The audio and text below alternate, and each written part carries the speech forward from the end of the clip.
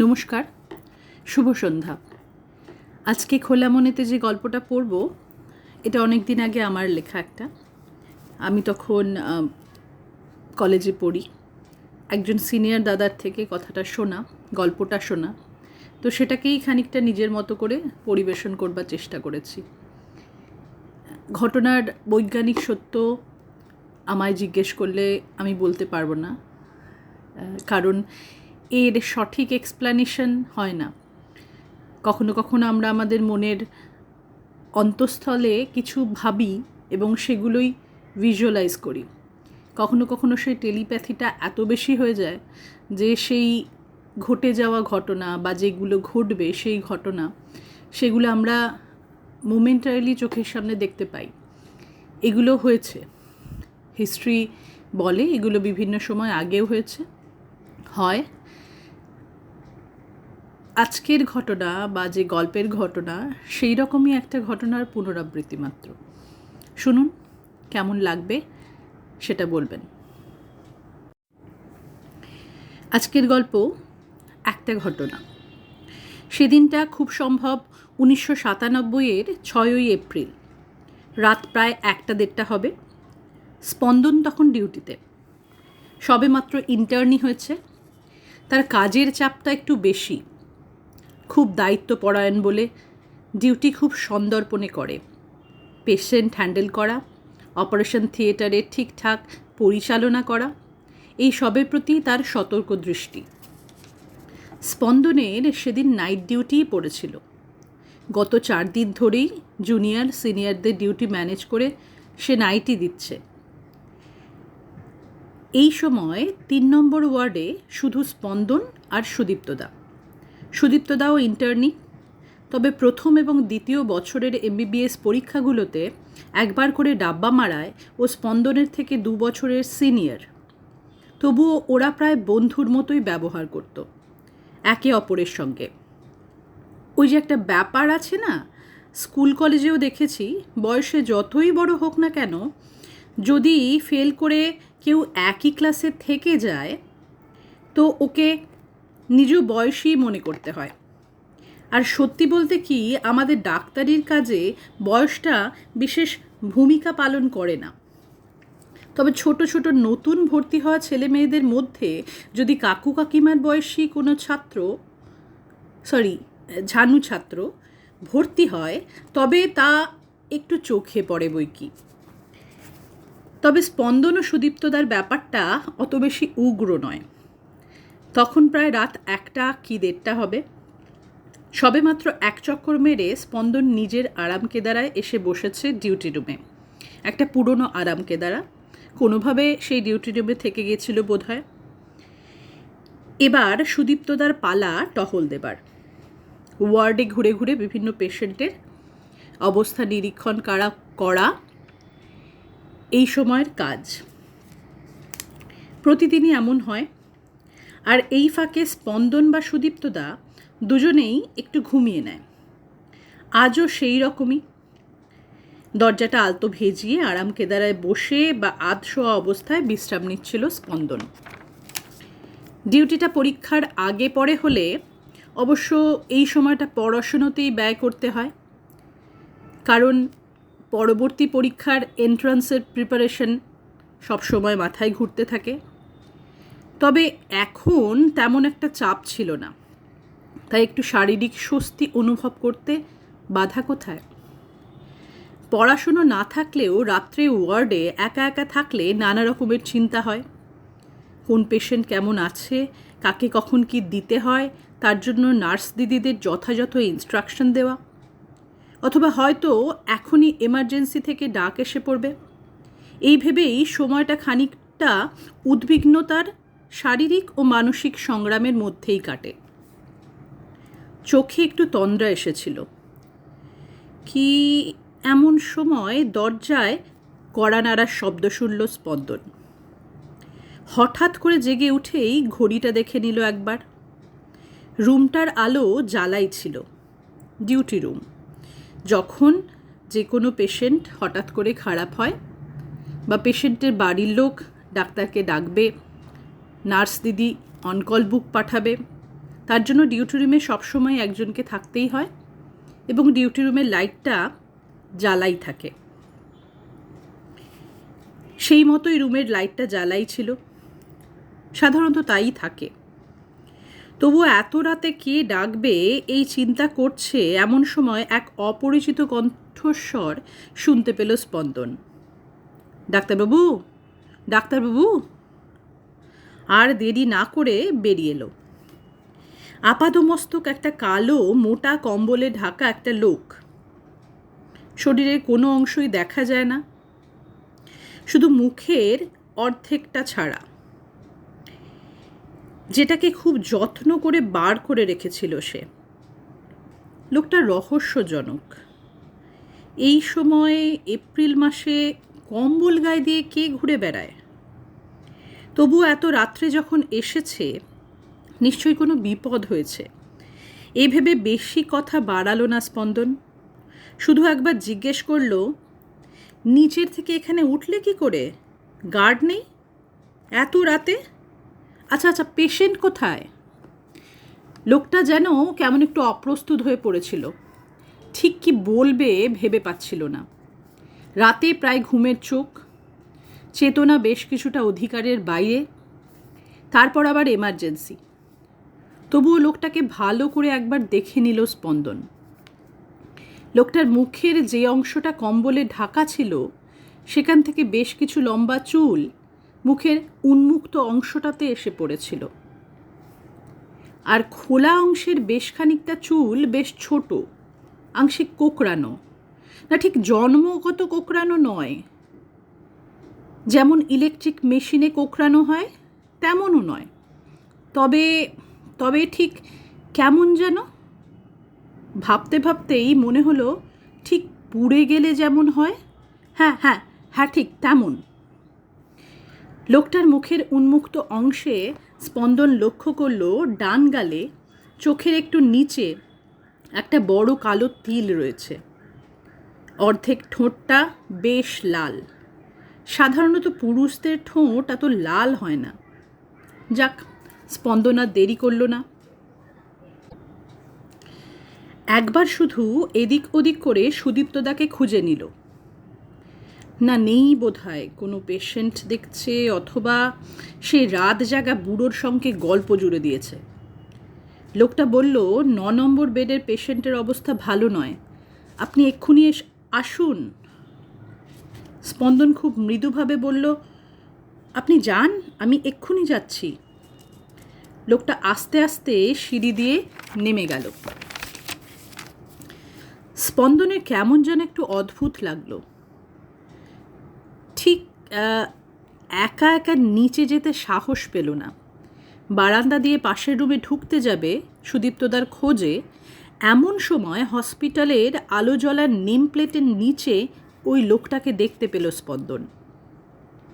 একাই হেঁটে চলে যাচ্ছিল, খুব ধীর পায়ে। গেটের সামনে এসে একটু দাঁড়ালো, তারপর একবার ওপরের দিকে তাকালো, ঠিক স্পন্দনের দিকে, ওর চোখের দিকে। কেন যেন মনে হলো লোকটা জানতো যে স্পন্দন দোতলা থেকে নিচে গেটের দিকে একবার তাকাবে। সব কিছু যেন পূর্বস্থির। লোকটা এবার মাথা নিচু করে আস্তে আস্তে চলে গেল। হসপিটালের দোতলা থেকে নিচে নেমে পায়ে হেঁটে গেট পর্যন্ত পৌঁছতে কম করে হলেও 2 মিনিট সময় লাগে। আর লোকটা যে গতিবেগে হাঁটছে তাতে করে তার সেখানে পৌঁছতে আরও 2-3 মিনিট লাগবার কথা। তার সঙ্গে কথা শেষ হয়েছে মাত্র 30 সেকেন্ড আগে। ওই দরজাটা ভেজিয়ে সামনের করিডোরে এসে জানলা থেকে তাকাতে যেটুকু সময়। অথচ কেমন যেন জাদুর মতো এত তাড়াতাড়ি পৌঁছে গেল লোকটা। যাকে স্পন্দন দেরি না করে একবার সুদীপ্তদাকে খুঁজবার চেষ্টা করল। তার ধারণা ঠিক, সুদীপ্তদার রীতিমতো সেই রাত জাগা বুড়োর সাথে গল্পে মেতেছে। বুড়োটা হাইপারথাইরয়েডের পেশেন্ট, তাই ঘুমোতে পারে না। গলাটা ফুলে একটা বিশাল গয়টার হয়েছে। তার চোখগুলোর বেশিরভাগটাই অক্ষিকোটরের বাইরে। এক পলকে দেখলে ভয় পেয়ে যেতে হয়। সত্যি কথা বলতে কি, একবার আমিও এমন একটা ছবি দেখে বেশ ভয় পেয়ে গিয়েছিলাম। তখন ফার্স্ট ইয়ার এমবিবিএসে পড়ি। এক মনে অন্তঃক্ষরা গ্রন্থি মানে এন্ডোক্রিনের চ্যাপ্টারটা পড়ছিলাম। থাইরয়েড পড়তে পড়তে হঠাৎ এক্সপথ্যালমোস এর ছবিটা চোখে পড়তেই চমকে চেঁচিয়ে উঠেছিলাম। তবে এখনও সব অভ্যেস হয়ে গেছে। যাক সে কথা। এই রাত জাগা বুড়ো তাই হয়েছিল। চোখগুলো এতটাই তার বাইরে, সে ঘুমোলেও চোখ পুরো ঢাকত না। তাই সে ঘুমিয়ে আছে না জেগে আছে তাও বিশেষ বোঝা যেত না। স্পন্দন একবার আস্তে করে সুদীপ্তদাকে ডাকল। ও বোধহয় শুনতে পারেনি, তাই বিরক্ত হয়ে স্পন্দন নিচে নেমে গেল। সিস্টার রুমের সামনে এসে জিজ্ঞেস করলো, 9 নম্বর বেডের পেশেন্ট কেমন আছে? নার্স দিদি কেমন একটু অপ্রস্তুত হয়ে পড়ল। ইতস্তত করে কি বলবে ঠিক করতে পারছিল না। স্পন্দন বোধহয় একটু বেশি উত্তেজিত হয়ে পড়েছিল, তাই উত্তরের অপেক্ষা না করেই পেশেন্টের কাছে চলে এলো। পেশেন্ট একজন ভদ্রমহিলা, নতুন ভর্তি হয়েছে, বোধহয় আজ সকাল বা দুপুরের দিকেই হবে। তাই এর আগে স্পন্দন ওকে দেখেনি। তার ডিউটি শুরু হয়েছিল রাত্রির 8টার পর থেকে। আর ফ্লোর অনুযায়ী যেহেতু অনেকে ডিউটিতে থাকে, সেই জন্য সবসময় সব পেশেন্ট সব ডাক্তারবাবুরা দেখতেও পারে না। তাই এর আগে স্পন্দন ওকে দেখেনি। ভদ্রমহিলা বাদিকে কাত হয়ে শুয়েছিলেন। আপাতমস্তক একটা কালো রঙের কম্বলে ঢাকা। কেমন পোড়া পোড়া গন্ধ পাচ্ছিল স্পন্দন, কেমন যেন গা ছমছম করছিল। কয়েকবার কাছে গিয়ে ডাকল, শুনছেন শুনছেন, কেমন আছেন আপনি? কোনো উত্তর না পেয়ে স্পন্দন এবার মাথার কাছ থেকে কম্বলটা সরাতে গেল। এক মুহূর্তের জন্য স্তব্ধ হয়ে গেল তার সব কর্মকুশলতা। হৃৎপিণ্ডের মধ্যে যেন রক্ত চলাচল বন্ধ হয়ে গেছে। জিভ অসাড় হয়ে ভীষণ ভারী হয়ে গেল। একটা কথাও উচ্চারণ হবে না যেন। হাত পা এক মুহূর্তে লোহার মতো শক্ত হয়ে গেছে। এক পাও নড়া সম্ভব নয় স্পন্দনের পক্ষে। মস্তিষ্কে সমস্ত ইন্দ্রিয়ের সংযোগ বিচ্ছিন্ন হয়ে গেছে। আর তারপর ওই এক বুক ফাটা চিৎকার। সিস্টাররা সব একসাথে ছুটে এলো। স্পন্দনের চিৎকার শুনে দোতলা থেকে সুদীপ্তদাও ছুটে এসে স্পন্দনকে ধরতেই স্পন্দনের সমস্ত ভর সুদীপ্তদার হাতে এসে পড়ল। সুদীপ্তদা সিস্টারকে জিজ্ঞেস করল, কি হয়েছে? স্পন্দন তো দোতলায় ছিল, আমাকে একবার ডাকলো বোধহয়। এর মধ্যে কি হলো? কি হয়েছে পেশেন্টের? সমস্ত কাণ্ড কারখানা দেখে সিস্টার দিদি খুব হতভম্ব হয়ে গিয়েছিল। কাপা গলায় বলল, স্যার, আমাকে 9 নম্বর বেডের পেশেন্টের কথা জিজ্ঞেস করতেই আমি একটু অবাক হয়ে গিয়েছিলাম। পেশেন্টের নাম মাধবী রায়, বার্ন কেস। আজ দুপুর 2টো নাগাদ ভর্তি হয়েছে। এই মাত্র 5 কি 6 মিনিট আগে হবে ডক্টর রয় এসে দেখে গিয়েছিলেন। বললেন যে পেশেন্টটি আর বেঁচে নেই। তবুও স্যার ওর কথা জিজ্ঞেস করছেন দেখে আমি একটু অবাক হয়ে গেলাম।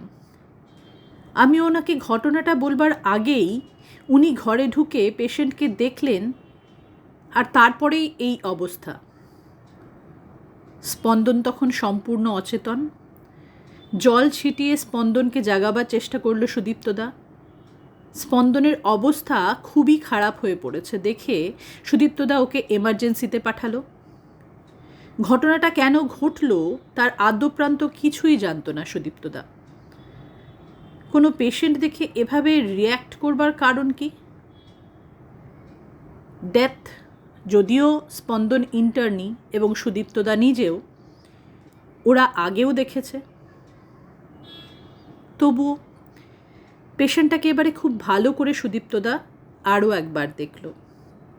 সমস্ত শরীরটাই পুড়ে গেছে, শুধু মুখের ডান দিকের অংশটা ছাড়া। বাদিকে বেশ কিছু লম্বা চুল এসে ডান দিকটাকে ঢেকে দিয়েছে প্রায়। আর যেটা বিশেষ করে চোখে পড়ে সেটা তার ডান চোখের নিচের বেশ বড় একটা তিল। ঠোঁটের ডান দিকের অংশটা ভীষণভাবে লাল। চোখ দুটো খোলাই ছিল, বড় বড় কৃষ্ণপল্লব। সত্যিই দেখলে মনে হয় এখনও বেঁচে আছে, হয়তো এখনই উঠে বলবে, ডাক্তারবাবু আমায় বাঁচান। সুদীপ্তদা গায়ের কম্বলটা টেনে ঢেকে দিল শরীরের সবটুকু।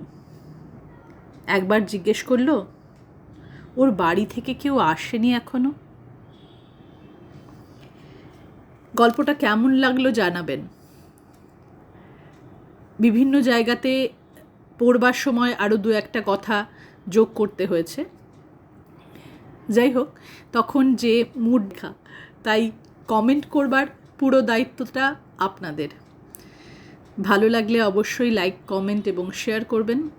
আপনাদের অনেস্ট কমেন্টে আমি অনেক অনেক অনুপ্রেরণা পাব।